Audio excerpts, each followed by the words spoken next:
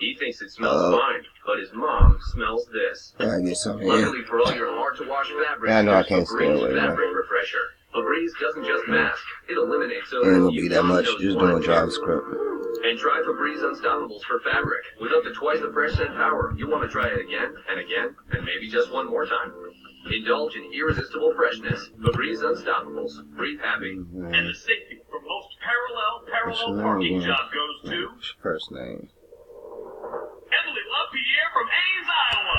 This is Emily's third nomination. First year. Wow. Wow. First of all, to my fellow nominees, it is an honor sharing the road with you. And of course, to the Progressive Snapshot app for giving good drivers the discounts. No, I have to say it. For giving good drivers the discounts they deserve. Safe driving! Feel the clarity of non-drowsy Claritin and relief from symptoms caused by over 200 allergens, like those from Buddy.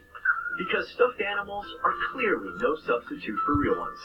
Feel the clarity and live. When I first started to have occasional leaks due to incontinence, I was devastated. Men's Liberty offers an amazingly simple incontinence device. Virtually eliminates frequent diver or painful catheter changes and helps reduce the risk of constant infection.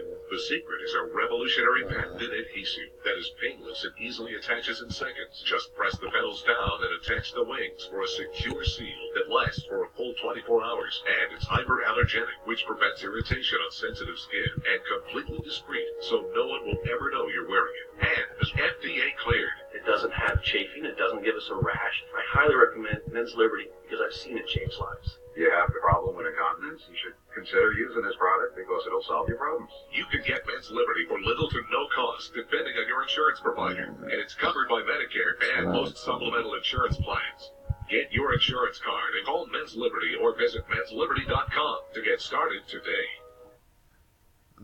When the world rejoices, The most popular royal wedding in a generation. when the world cries, How dangerous is it if ISIS is allowed to regroup here? when it erupts, It gives you a sense of the kind of tension that has boiled over. war fleets its breath. President Trump's decision to meet with Kim Jong-un blindsided leaders. Our journalists will be there.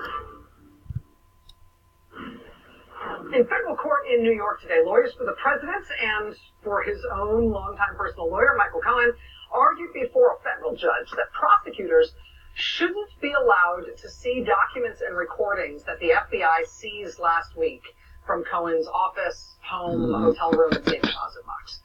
Federal prosecutors in the Southern District of New York are reportedly looking into Cohen's business dealings and finances potentially related to bank fraud, wire fraud, maybe even violations of campaign finance laws.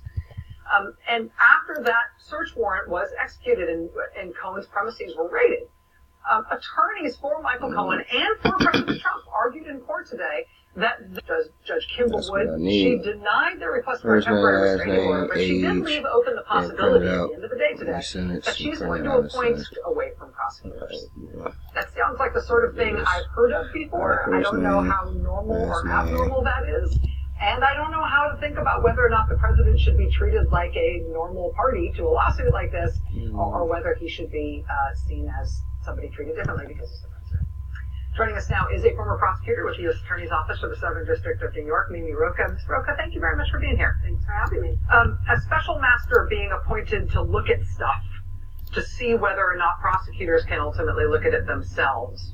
I've heard the term special master before, so I know this is not something they're inventing for this process. How unusual would it be in this case?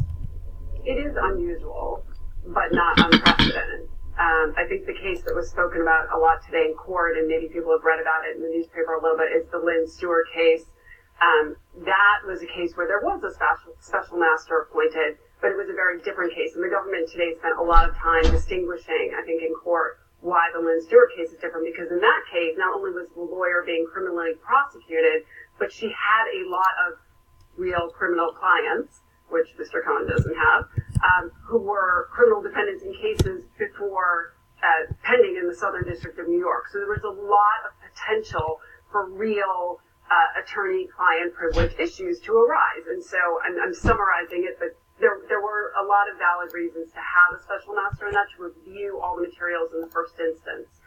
That's not the case here. And, I think that the government made that case, and it seems like the judge has agreed with that in large part because she seems to be denying the request in the first instance for the defense to review the materials. She has not said no to a special master, although my sense is that she's looking at it in kind of a combination. Like, she's not going to have the special master in the way it was in the Lynn Stewart case where the special master reviews everything in the first instance, but more that she's going to let the parties start doing the review, the filter team and the defense, kind of simultaneously on a rolling basis. It seems like she said the government has to turn over the materials that they've taken to the defense so they can start reviewing them and they can start making their claims, if you will, or, motions, or it's usually the way it's done. But here they would sort of, this body of documents is privileged. And then maybe go to a special master to say, okay, we have a dispute over these documents, these set of... I see. So as a neutral party at that point, the special master could be brought in when there's a point of contention. Correct. And judges always want parties to try to work things out as much as they can, between or amongst themselves. Doesn't seem like there's a lot of possibility of that here, but maybe, by having the parties starting to do that on their own and then bringing the really, really disputed ones to the special master, and there'll be some where the special master would say, this is easy, not privileged.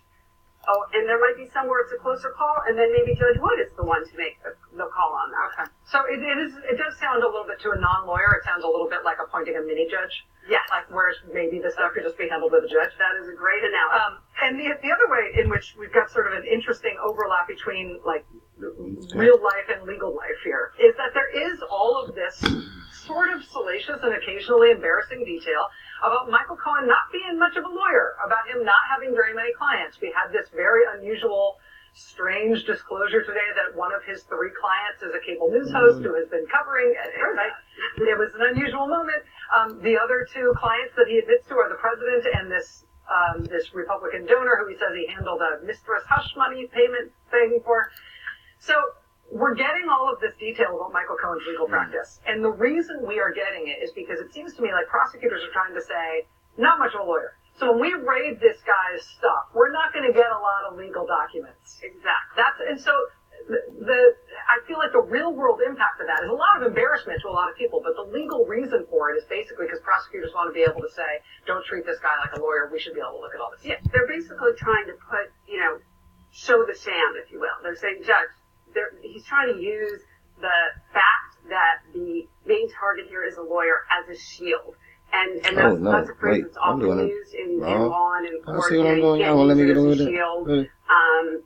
Legitimate attorney-client privilege is a narrow thing. Just having a lawyer in the room doesn't mean you can commit crimes or something being discoverable. And this comes up a lot, I hate to say it, in organized crime cases because, that is something people are talking about, but it really does come up a lot because people in organized crime families do tend to try to shield themselves from, scrutiny of investigators by having a lawyer in the room. And they really do seem to think that just having a lawyer in the room or having a lawyer pass a message or something like that will protect them. And it doesn't, because the attorney-client privilege is hugely important and prosecutors and judges take it extremely seriously, but it is narrow. As you say, you have to have a real attorney-client confidential relationship where I'm seeking legal advice. It does not seem, and I'm sure it's not that it's never happened, but it doesn't seem like Mr. Cohen is someone that you go to when, you have a real legal tough problem that you want an answer to. It just doesn't seem like it. And beyond seeming, they're really showing that in the nature of the few clients that he has, the type of representation matters he's been involved in, which is not legal representation, but more being this fixer and this almost a businessman, really. And, that just because you have a law degree, if you're acting as a businessman, though, it doesn't shield. And the law is going to treat you like a businessman. Exactly. Mimi Roca, former prosecutor at the U.S. Attorney's Office in the Southern District of New York, which now has quite a spotlight on it. Thank you for helping us do this. Much appreciated. Thank you. All right, much more to come tonight. Stay with us. Anna and Mark are headed into retirement and a little nervous, but not so much about what market volatility may do to their retirement savings. That's because they have a Shield annuity from Bright House Financial, which allows them to take advantage of growth opportunities in the up market while maintaining a level of protection in down markets, so they can focus on new things, like exotic snacks. Talk with your advisor about Shield annuities from Bright House Financial, established by MetLife. He's brought us to the brink of nuclear war, accused of obstructing justice at the FBI and of violating the Constitution by taking money from foreign governments and threatening to shut down news organizations that report the truth. If that isn't a case for impeaching and removing a dangerous president, then what has our government become? I'm Tom Steyer, and like you, I'm a citizen who knows it's up to us to do something. It's why I'm funding this effort to raise our voices together and demand that elected officials take a stand on impeachment. A Republican Congress once impeached a president for far less. Yet today, people in Congress and his own administration know this president is a clear and present danger, who's mentally unstable and armed with nuclear weapons. And they do nothing. Join us. Tell your member of Congress that they have a moral responsibility to stop doing what's political and start doing what's right. Our country depends on it.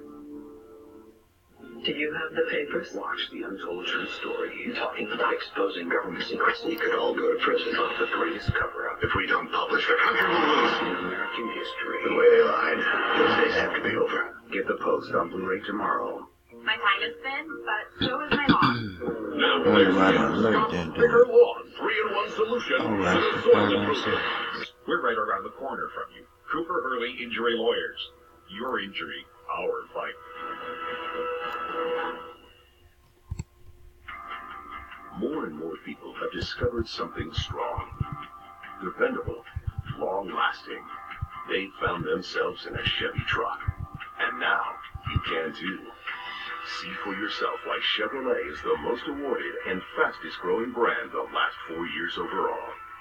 Get a total value of over $11,500 on this Silverado All-Star when you finance with GM Financial. Find new roads at your local Chevy dealer. Trump wants us to think he's Mr. Tell It Like It Is, but he has a record, and it's very liberal. He's really just playing us for chumps. Trump, just another politician. The conservative Never Trump movement spent millions of dollars on ads like that trying to avert a Trump win during the presidential contest. One of the people who was at the center of that Never Trump campaign was a Republican pollster and political strategist named John Lerner. Despite his Never Trump history, though, John Lerner ended up getting a job in the Trump administration. Apparently, you can see him here at a White House briefing on Thursday. He is seated behind UN Ambassador Nikki Haley over there at the Trump end of the table. John Lerner, as a pollster, helped Nikki Haley get elected governor in South Carolina back in 2010. Now that Nikki Haley has moved to the UN, where she is UN Ambassador, he has gone to the UN with her. He's her deputy in that job. The same day as that picture was taken in the Situation Room, we learned that John Lerner was also up for a new job. He was up for a second job that he was going to add onto his old one. Quote, John Lerner, deputy to Nikki Haley, will lead Vice President Mike Pence's foreign policy team and advise him on all national security issues. Significantly, Mr. Lerner will also keep his job working for Nikki Haley, dividing his time between the two principals and coordinating between the two teams. The two officials will have the same key advisor on national security. Vice President reportedly picked John Lerner for this job, quote, after months of searching. According to this telling, Vice President Mike Pence spent months searching for a new national security advisor. And after this month-long search, he found a new national security advisor who has no national security experience. Who did you consider and reject? But he did find a guy who has done a tremendous job of getting Nikki Haley into positions of power and who did his best to defeat Donald Trump during the 2016 campaign. The president apparently went bonkers over the news that a pollster involved in the Never Trump campaign would now have a prominent place in the vice president's office as Vice President Pence's national security advisor. The website Axios reports a furious President Trump saying, quote, why would Mike do that? It did not seem to matter that this pollster, Mr. Lerner, had the support of other top officials, including John